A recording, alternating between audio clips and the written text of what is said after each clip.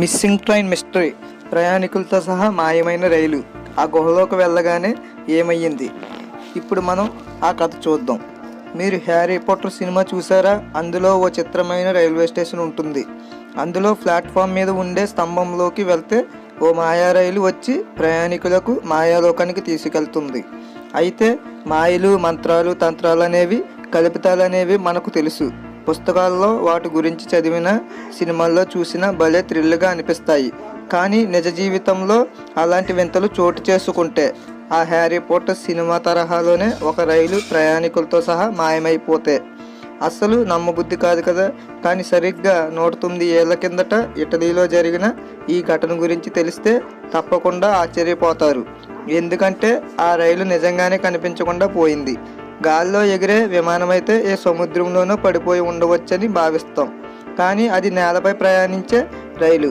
మరి అలాంటి రైలు అకస్మాత్తుగా ఎలా మాయమైపోయింది? అందులో ఉన్న ప్రయాణికులంతా ఏమయ్యారు? ఆ రైలు నుంచి కిందకి దూకేసిన 2 ప్రయాణికులు ఏం చెప్పారు? 106 మంది ప్రయాణికులతో బయలుదేరిన రైలు. రోమ్ నగరంలో జెన్నెట్ అనే కంపెనీ తయారు చేసిన రైల్లో 106 మంది ప్రయాణికులు బయలుదేరారు. వారంతా తమ గమ్యానికి చేరుతారని భావించారే గాని తిరిగి రాని లోకాలకు వెళ్తారని ఊహించలేకపోయారు.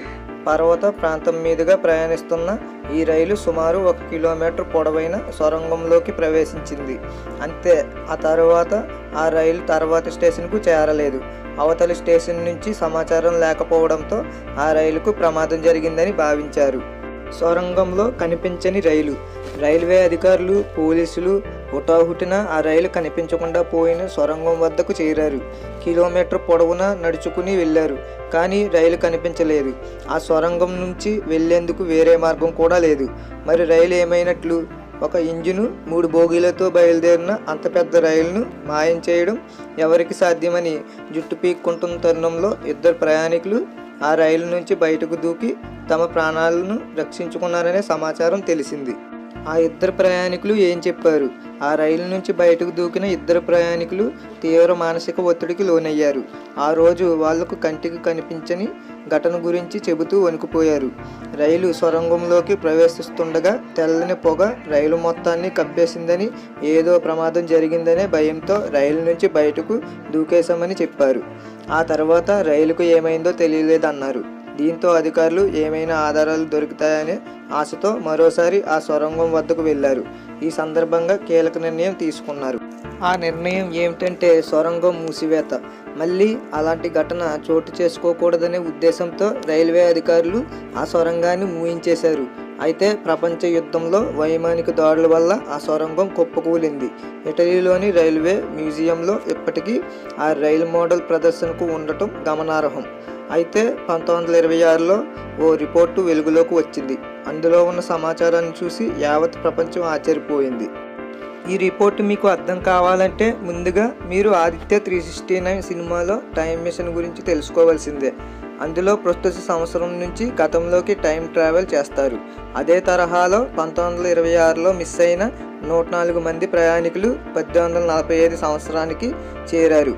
అప్పటికి రిపోర్టుల ప్రకారం 1845 సంవత్సరంలో 104 మంది ఇటలీ ప్రయాణికులు మెక్సికోలో ప్రత్యక్షమయ్యారు.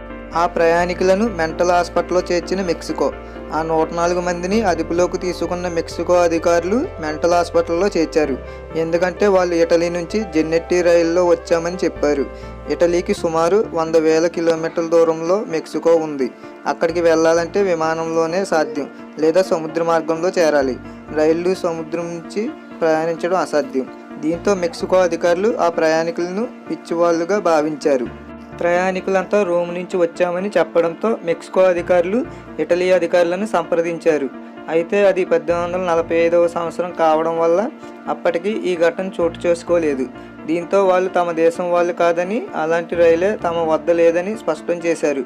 అయితే చిత్రమైన విషయం ఏమిటంటే ఆ ప్రయాణికుల్లో ఓ వ్యక్తి వద్ద లభించిన డున్హిల్ కంపెనీకి చెందిన సిగరెట్ పెట్టి మీద 1907 అని ఉంది. ఆ సిగరెట్ ప్యాకెట్ ఇప్పటికీ మెక్సికోలోనే ఉంది. అయితే ఇది ఇంతటికీ ఆగిపోలేదు. ఆ రైలు మన ఇండియాలో కూడా కనిపించిందట. ఇంకో నమ్మలేని విషయం ఏమిటంటే ఆ రైలు ఇండియా, రష్యా, జర్మనీ, రొమానియా, ఇటలీలో కనిపిస్తూ మాయమవుతున్నట్లు చెబుతున్నారు. 1991లో ఉక్రెయిన్లోని పోల్టావా ప్రాంతంలో ఈ రైలు కనిపించింది. ఆత్మలపై పరిశోధనలు జరిపే ఓ పారానార్మల్ పరిశోధకుడు ఈ రైలులోకి ప్రవేశించాడని, ఆ తర్వాత మళ్ళీ అతడి ఆచూకీ తెలియరాలేదని సమాచారం ఉంది. ఆ రైలుకు 3 బోగీలు ఉన్నాయని, వాటి కిటికీలు కట్టన్లతో మూసి ఉన్నాయనేది ప్రత్యక్ష సాక్షుల కథనం. రైలు మాయమైందనే విషయాన్ని నమ్మలేం, కానీ సొరంగం దాటి వెళ్ళని ఆ రైలు మధ్యదారిలో ఏమైంది? అధికారులకు ఆ రైలు ఎందుకు కనిపించలేదు? 1845లో మెక్సికోలో కనిపించిన ఆ ప్రయాణికుల వద్ద 1907 నాటి సిగరెట్ ప్యాకెట్ ఎలా వచ్చింది? ఆ రైల్లో మిస్ అయిన 104 మంది ఇటాలియన్లు ఆ దేశానికి ఎలా వెళ్ళారు?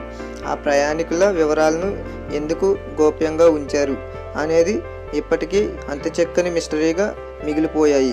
ఎవరైనా ఈ కథను సృష్టించారా అనే సందేహాలు కలుగుతున్నాయి. ఈ రైలు ఘటన ఆధారంగా చాలామంది సమాంతర విశ్వం ఉందని నమ్ముతున్నారు. మరి అది సాధ్యమేనా? నా ఎక్స్ప్లెనేషన్ కనుక మీకు నచ్చినట్లయితే లైక్ అండ్ షేర్ చేయండి. ఇలాంటి మరిన్ని లేటెస్ట్ వీడియోస్ కోసం నా ఛానల్ని సబ్స్క్రైబ్ చేసుకోండి. నేను పెట్టిన వీడియో మీకు వెంటనే నోటిఫికేషన్ రూపంలో రావాలంటే సబ్స్క్రైబ్ పక్కనున్న బెల్ ఐకాన్ని క్లిక్ చేయండి.